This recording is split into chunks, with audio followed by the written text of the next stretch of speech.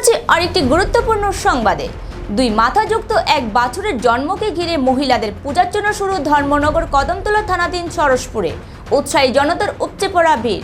আপনাদের আবারও জানিয়ে রাখি, দুই মাথাযুক্ত এক বাছুরের জন্মকে ঘিরে মহিলাদের পূজার্চনা শুরু ধর্মনগর কদমতলা থানাধীন সরসপুরে। উৎসাহী জনতার উপচে পড়া ভিড়। জার্সি গাই দুইটা সকালবেলা বাচ্চা না, আমি ডাক্তারের প্রথম ফোন করছি হসপিটালে। ডাক্তার আইসে, আইয়া বাচ্চাটা প্রসব হয়েছে। তখন দেখা যায় দুইটা মাথা, আর এমনি সব সুস্থ আছে। চারটা ঠ্যাং, দুইটা কানও আছে, হাড়ও। মুখ কয়টা? মুখ দুইটা, মাথা দুইটা, মুখ দুইটা, চোখ চারটা, কান দুইটা। আজকে কি আপনার বাড়িতে এই ঘটনাটা ঘটেছে? হয় আজকে সকাল 7টা। কতদিন ধরে আপনি ওই মানে কি করেন আপনি? বা আমি তো পেশায় শিক্ষক,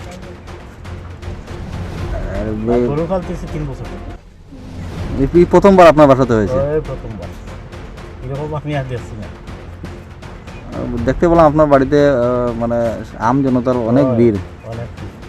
এখন কি করবেন আপনি মনস্থ করেছেন? এটা তো পালমো, গরু পালি, আমি পালমো, সেটা পালমো। আপনার নাম কি? সঞ্জয় কুমার নাথ। এটা কোন জায়গায়? এটা সরসপুর 5 নম্বর।